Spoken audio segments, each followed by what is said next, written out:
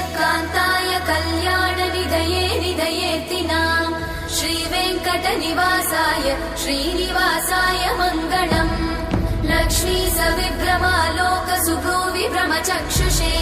चक्षुषे सर्वलोकानां वेङ्कटेशाय मङ्गलम्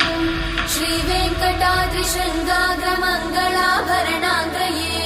मङ्गलानां निवासाय श्रीनिवासाय मङ्गलम् सर्वावयव सौन्दर्य सम्पदा सर्वचेतसां सदा सम्मोहनायास्तु वेङ्कटेशाय मङ्गलम् नित्याय निरवध्याय सत्यानन्दचिदात्मने सर्वान्तरात्मने श्रीमद् वेङ्कटेशाय मङ्गलम् स्वतः सर्वविदे सर्वशक्तये सर्वशेषिने सुलभाय सुशीलाय वेङ्कटेशाय मङ्गलम्।